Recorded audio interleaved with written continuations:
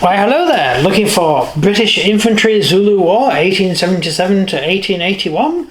You came to the right place. You see, that one weren't that one because it's a proper title.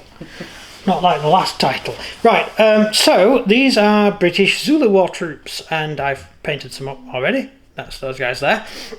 But we'll get on to the actual interesting stuff. Right, quick thing. There's this little booklet that has lots of sort of information and pictures on it and stuff, and all sorts of interesting bits and bobs. We'll just pop it around, and in here we have some flags. And the interesting thing I want to note is this box actually has these weird helmets, which are home service helmets, which I will show you on the sprue.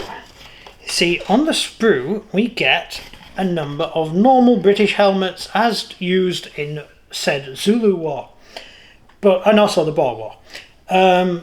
Different from the helmets used in the Sudan. They had a sort of cloth wrap around them. These are different. But what makes it more interesting is these helmets here.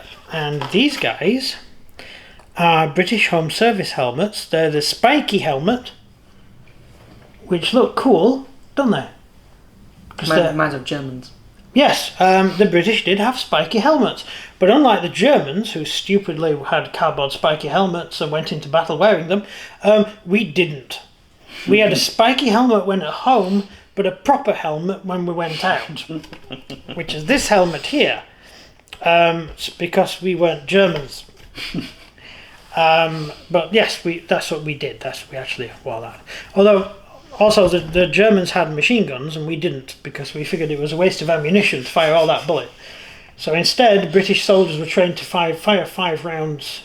There's 8 rounds a minute, rapid fire. And the Germans actually thought we did have machine guns because the amount of shots that were coming in, they actually didn't know we didn't have machine guns. We didn't need them. Our infantry fired so fast, it was called the Mad Minute. First, after the first minute, your rifle was so hot it burnt your hand. But, yeah, so you had to wait for a few minutes. Yeah, but it's alright, because you'd shot all the Germans by then and your problem was solved. You hope. Well, no, because the Germans hadn't figured out how to dig a trench at this point. Oh, right. It was after Marne, after the Mad Minute, the Germans said, you know what, these British have loads of machine guns. We'll better hide in a trench. So they dug a trench and hid there, and they never moved for 4 years. Anyway, that's all besides the point. And we built tanks, and then the tanks got blown up, and then they built tanks, and they got blown up, and then the war ended. Actually, the biggest supplier of tanks to the German army was the British army. Because our tanks would drive over the trench, then break down. And our crew would get out and run away, and the Germans would say, look, we've got a tank. And they paid... In fact, most German soldiers thought the Lozenge tank was German. So the mother tank was actually a German. They actually thought the British were using captured German tanks. Because there were so many in the German army that they just assumed they were German tanks. The Russian T-34s, is it? Yeah. The massive ones, or is it T-36s? Which one are you on about? Oh, the T-35s, the land battleships, yeah. And they just move a few minutes and then just... break down. Broken. Yeah. The Soviet experiment with land battleships was an absolute disaster.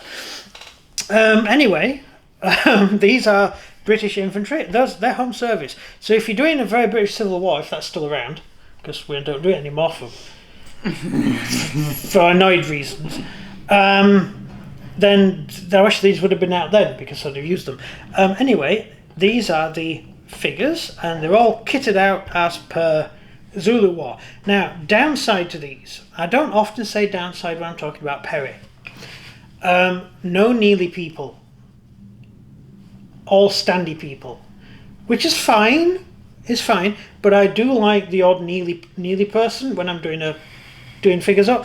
But given that I'm basing these individually, it doesn't really matter. But if I was basing them to Impetus or something, I would like Neely people, like American War of Independence. American War of Independence, American Civil War. Neely people, good. Anyway, no Neely people with this. You don't get them with Perry. No.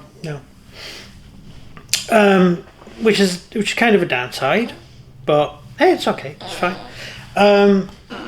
Rifle-wise, they're all equipped with the Martini Henry box rifle with a Welshman behind it, which is, I'm assuming these guys are Welsh. That's it. That's basically that. Right, over to the command, and this is the best bit. This is the commander. My thumb's in the way. Right. You have a heliograph, which is a flashy light that does Morse code.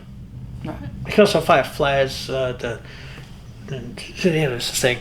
Right. So heliograph, and you also have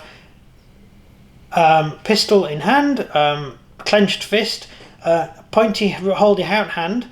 Pointy sword hand, pointy pistol hand, which is the best of all. You always need a pointy pistol hand. There's a pointy pistol hand. Right, I haven't finished yet. Sword on shoulder, looking posh. And as far as I can tell, no pointy finger. No. Yeah, it's true. No. They actually did it. They did not include pointy finger. Well, I'm sorry, 0 stars. You're not going to be able to tell No. who the commander is if he's not pointing with his finger. I'm sorry. What are we going to do? Yeah, this Perry box is doesn't include pointy fingers. It's blasphemous. It is. It is. You're going to have to buy the Afghan war box, the Sudan war box, in order to get the pointy finger off that, to put it on the commander here. Otherwise, you won't know who's in charge. Yeah. Because you've got no pointy hand. I'm offended. No pointy hand at all. Technically, he could be pointing. No. But he's not pointing. No. Yeah. No, not going to get away with that, are we? No. Right. But we do have a pair of binoculars, and we do have whatever he's doing. We do have a guy reading a book, which is nice. We have a guy with a trumpet, and yeah. Head-wise, loads of interesting heads, all sorts of heads. You got a nice wounded head somewhere. I know you have, because I've used it on a figure. So one of them is wounded. And dead guy, which is good. And, well, bad, obviously, for him, but good.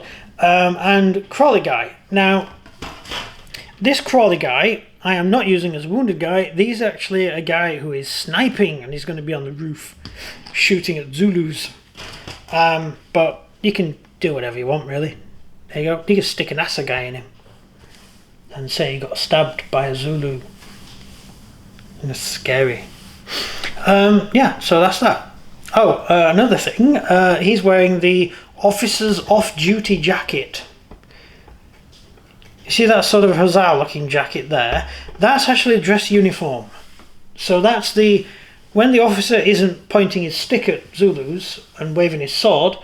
And obviously these guys didn't point with fingers, so you know. They bent their arms. Is it a bent arm, pointy finger? I don't know. Maybe pointing pistol now counts as pointy finger. I don't know. But when they're not actually on duty, they would wear this posh sort of black uniform. Or is it black? Was it dark blue? Black. Dark blue. Was it dark blue or dark black? It's dark blue. And the trousers were black. Hang on, I've got one here. That's him. You got one on there. Yeah, black trousers and dark blue jacket. So that's him. And he's reading a piece of paper while pointing with a gun. So that's good. That is actually dress uniform, posh clothing for an officer. And the officer in battle, when not taken by surprise, would wear red. Would wear this jobby here. Although during both Rorschrift and his Adwana, I don't think the troops actually had. The officers would have had time to put on their proper uniforms. It all happened pretty quickly. Yeah. Yeah. Yeah. There's also in the film the one with Bob Hoskins. The one, the Zulu Dawn. Yeah. The two of the officers are in light blue. They're in this jacket, but it's light blue for some reason.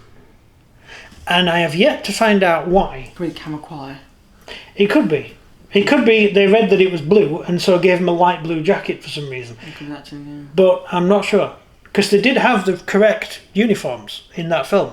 So I wonder if it's the camera quality. It could be.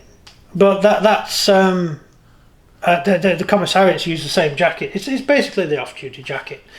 So the commissariat used it, which is the guys, this stores department, the police use the same uniform. So the British police use the same uniform in the Zulu War, sort of dark blue jacket with the braids, you know, all that sort of stuff. So it's all swings and roundabouts, really. Anyway, do we have anything to add to said conversation. We've gone through all the figures. Yeah. We have awesome man with sword holding helmet. See, this is how I'm making him my officer, right? Because he would have been pointing, but he's holding a hat, so he can't. Victrix do enjoy the whole holding the hat underneath the arm. They do. Stuff, so. The Victrix are big on holding a hat. We'll give him a pass then. Yeah, so he might actually be the officer holding the hat, therefore unable to point. Yes. Yes, so that's the officer, because he should be pointing, but he's holding the hat. It's not his fault. It's absolutely not his fault. Then we have Guy and Dude and... I mean, the officer back there in the arch, he's holding the helmet in this guy. Yes, he is. Like, tell people where to go. He's waving his helmet. Yes, that's very true. It's very true. What else have we got? Him there. And them. And Guy laying on floor. That's awesome. So now we need Chad. We've got Rorke's Drift. 28mm scale. So we've actually already got Rorke's Drift. We now need the figures for it. So this is the beginning. Right. So nothing else to add then? No. Right. So if you enjoyed the video, Please like and subscribe and comment down below what you think of the British Infantry Zulu War. and if you scroll down, you will see British figures for sale. We do. Yes, we also sell them. And This is why I'm a tiny bit quiet. little Sproglet's gone Baba's Sproglet. So, thank you very much for watching. It's goodbye from me. Goodbye from me too. Goodbye.